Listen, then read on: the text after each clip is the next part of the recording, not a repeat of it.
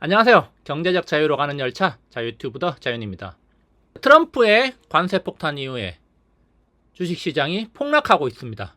미국 시장에서는 팬데믹 이후 역대급 폭락이 나타나고 있고 한국 시장도 예외는 아닙니다. 자, 그렇지만 한편으로는 또 다른 기회가 오고 있다, 이렇게 생각해 볼 수 있는데요. 우리가 지금 이 시점에 발상의 전환을 한번 해보는 게 어떨까, 이런 생각을 한번 해보면서 왜 우리가 지금 발상의 전환을 한번 해볼 시기인가, 여기에 대해서 한번 이야기를 해보도록 하겠습니다. 오늘 이야기 도움되신다면 좋아요, 구독 눌러주시고요. 그러면은 준비된 자료 보도록 하겠습니다. 자, 최근 주식시장 놀라울 만큼 크게 떨어지고 있습니다. 2020년 팬데믹 이후에 하루 낙폭으로는 최대 낙폭을 기록하고 있는데요. 자, 예상보다 센 관세 그리고 역대급 주식시장 충격이 나타나고 있습니다. S&P 500 같은 경우는 4월 4일 금요일날 5% 넘게 떨어지면서 팬데믹 이후 최대 낙폭 기록했고요. 자, 나스닥은 4월 3일과 4월 4일 이틀 연속 5% 이상 떨어지면서 이틀 만에 지수가 10% 하락했습니다. 지수가 10% 하락한다는 거, 개별 종목에서는 10%가 아니라 20%, 30% 하락하는 종목들도 많이 나왔을 거라는 겁니다. 그만큼 미국 시장이 충격을 받고 있는데, 미국 시장이 이렇게 충격을 받고 있는데 한국 시장은 멀쩡한가? 그렇지 않다는 거죠. 자, 한국 시장도 충격은 피해가지 못했습니다.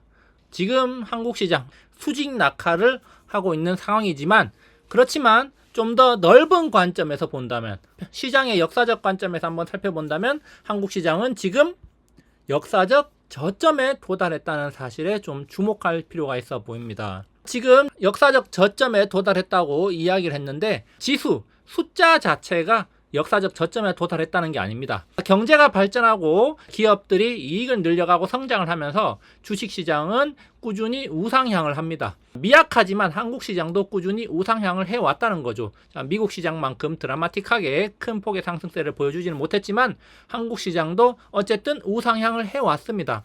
자, 그래서 이렇게 우상향을 그려오면서 한국 시장은 시간이 지나면서 저점을 조금씩 높여왔습니다. 자, 그래서 어떤 위기가 있을 때나 경제가 굉장히 안 좋을 때, 시장이 폭락할 때 저점 부분을 형성을 해왔는데요. 그런데 지금 한국 시장 역사적 저점을 기록하고 있다는 겁니다. 자, 그래서 제가 여기 차트 가져왔는데, 자, 여기 보이는 거는 지난 2017년부터 현재까지의 주봉 차트입니다. 자, 물론 그 이전의 차트를 가져와도 비슷한 양상으로 흘러왔기 때문에 우리가 살펴볼 부분만 제가 잘라서 가져왔는데요.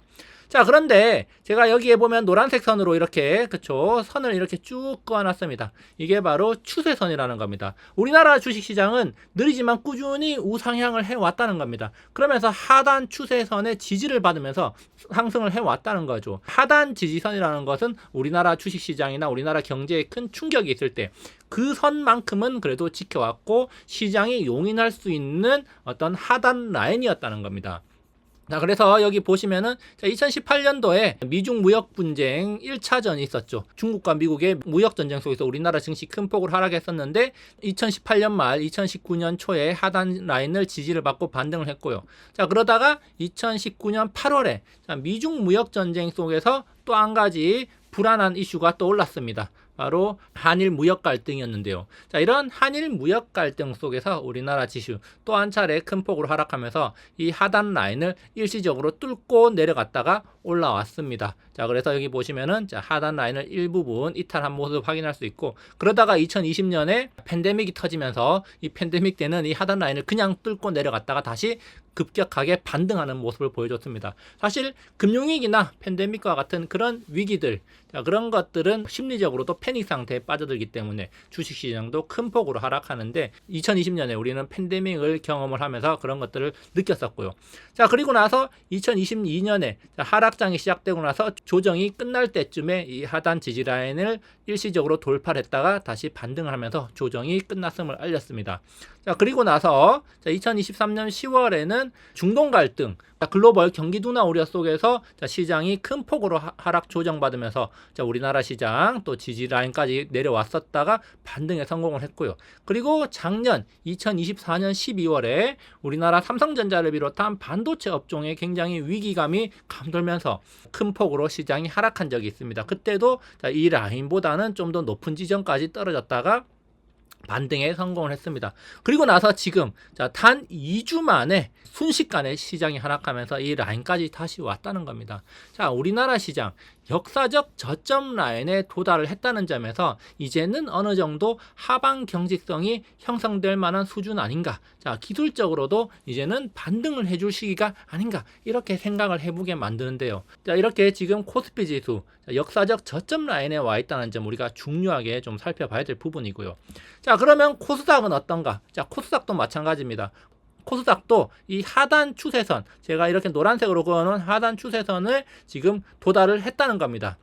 팬데믹 이전에 미중 무역 갈등 그리고 한일 무역 갈등이 있을 때 저점 라인을 한번 터치를 하고 반등을 했었고, 팬데믹 때는 한번 뚫고 들어갔다가 올라왔고요. 자, 그리고 2022년에 이렇게 시장이 하락 조정을 받을 때 이 하단 지지 라인의 한참 위쪽에 있었습니다. 한참 위쪽에서 이렇게 반등하고 시장이 올라가는 모습을 보여줬고요. 자, 그리고 작년 말 2024년 말에 반도체 위기, 우리나라 시장이 큰 위기가 찾아오면서 이 하단 라인을 한번 뚫고 내려왔다가 올라간 적이 있습니다. 이때도 시장에 패닉셀이 나오면서 시장이 이 지지 라인을 뚫고 내려갔다가 올라왔는데요. 자, 그리고 지금 제가 지금 조금 더 확대를 해봤는데요. 자, 지금 보면은 최근에 몇 주 동안 시장이 급격하게 하락하면서 이 라인까지 다시 내려왔다는 점 참고할 필요가 있습니다. 자, 그래서 지금 기술적으로 봤을 때, 우리가 이제는 용인할 수 있는 거의 마지막 한계선까지 도달한 게 아닌가라는 생각을 하게 만들고 있다는 거죠.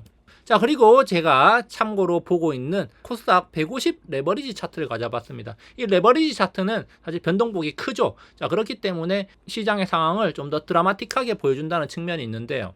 이 코스닥 150 레버리지 차트를 보면은 2019년 8월에 한일 무역 갈등이 있을 때 이 하단 지지 라인을 터치하고 올라섰고요. 그리고 팬데믹 때는 일시적으로 붕괴를 했다가 다시 올라섰고, 그리고 2022년에 보면은 시장이 큰 폭으로 조정을 받을 때 결국에는 바닥권이 어디였냐? 코스닥 150 레버리지의 이 하단 라인이 바닥이었고, 그리고 반등을 하는 모습을 보여줬습니다. 그리고 작년 12월에도 시장이 큰 폭으로 하락할 때 이 하단 라인을 지지하고 올라섰고요. 그리고 또다시 지금 이 하단 라인을 일시적으로 이탈한 모습입니다. 자, 물론 이 하단 라인은 제가 임의로 선을 그었기 때문에 이탈할 수도 있고 이탈을 하지 않을 수도 있습니다. 이 수치가 절대적인 수치가 아니라 제가 임의로 이제 선을 그어놨기 때문에 조금의 오차가 있을 수도 있기 때문에 이탈을 조금 한다는 거, 아니면 이탈을 했다가 다시 들어올 수도 있고, 어쨌든 지금 우리나라 시장은 역사적으로 굉장히 저점 라인에 있다는 점이 중요하다는 거죠. 그렇기 때문에 우리가 지금 시점에 시장에 좀 더 관심을 가지면서 시장에서 인내를 가질 필요가 있다, 이렇게 생각이 되는데요. 자, 그러면은 이렇게 이제 반론할 수도 있습니다. 기술적으로는 뭐 그렇게 볼 수 있어도 기술적인 게 모든 게 다는 아니지 않느냐, 시장의 밸류에이션 뭐 그런 것들을 다 고려해야 되는 거 아니냐라고 반문을 하실 수도 있습니다. 자, 그래서 제가 어떤 자료를 가져왔느냐, 코스피 PBR 자료를 가져와 봤습니다. 자, 코스피 PBR 자료, 코스피가 밸류에이션적인 측면에서 지금 굉장히 저렴해졌다는 거를 지금 현재 우리는 확인을 할 수 있을 겁니다. 사실 지금 현재 시장이 폭락을 하면서 코스피 PBR은 4월 7일 기준으로 0.81 수준까지 떨어졌습니다. 그러면은 코스피 PBR 0.8배가 어느 정도 수준이냐? 자, 역사적으로 봤을 때 제가 여기 빨간색으로 임의로 이렇게 그어놨는데요. 이 빨간색 선은, 자, 이렇게 제가 빨간색 선 이렇게 그어놓은 게 PBR 0.8배 선입니다. 코스피 지수가 아무리 떨어져도 팬데믹을 제외하고 어떤 악재가 터지고 시장에 온갖 잡음들이 나오고 과거에 무역 전쟁이 일어나고 무역 갈등이 일어나고 그리고 시장이 거품이 빠지면서 붕괴하고 온갖 악재들이 다 쏟아져서 시장이 폭락을 했을 때, 그럴 때도 PBR 0.8배는 다 지켜냈다는 겁니다. 그래서 PBR 0.8배는 증권가에서 말하기로 진짜 이제는 시장이 떨어질 만큼 떨어졌다, 한국 시장 정말 저평가된 영역에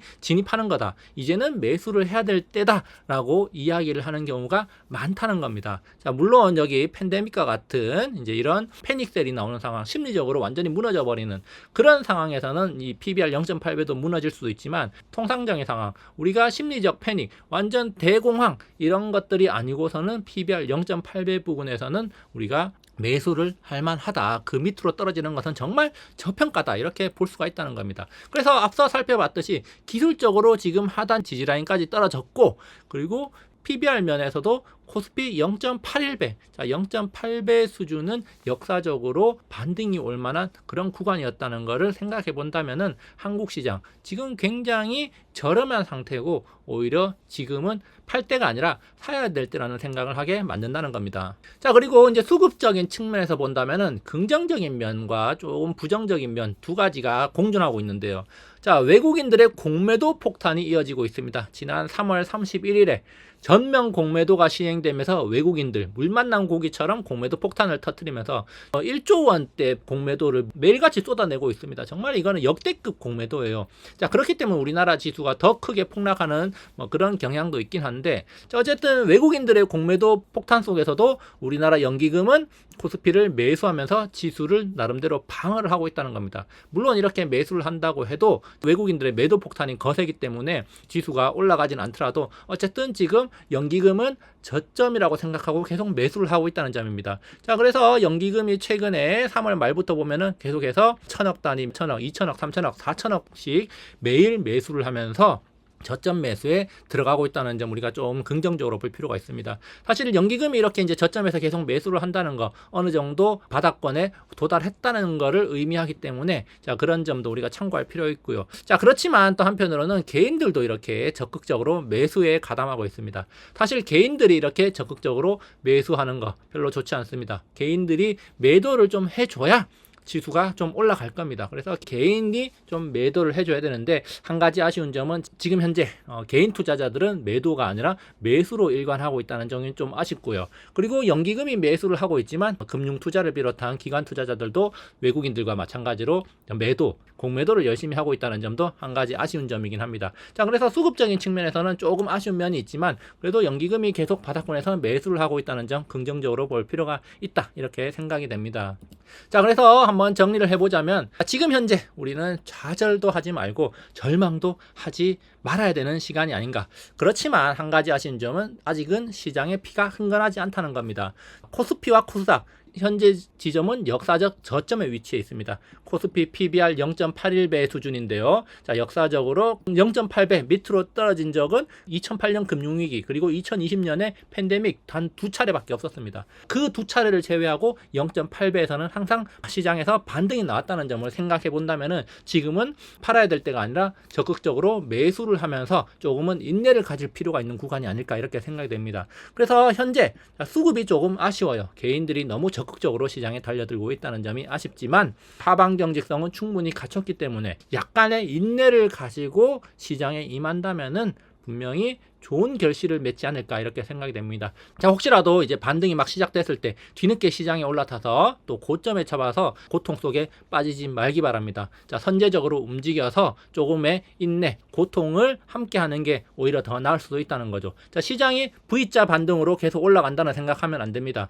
분명히 시장이 올라가더라도 또 한 차례 하락이 찾아오면서 개인 투자자들을 절망에 빠뜨릴 수도 있습니다. 그렇기 때문에 모든 것을 한 번에 걸려고 하지도 말고 뒤늦게 흥분해서 뛰어들지도 말기 바랍니다. 적절하게 분할을 하면서 마인드 컨트롤을 하고 그리고 좀 더 인내를 가지고 시장에 접근을 한다면은 분명히 좋은 결과를 맺지 않을까, 이렇게 생각을 해봅니다. 자, 오늘의 이야기 여기까지 준비를 해봤고요. 좋아요, 구독 버튼 눌러주시기 바랍니다. 다음에도 유익한 영상으로 찾아오도록 하겠습니다. 감사합니다.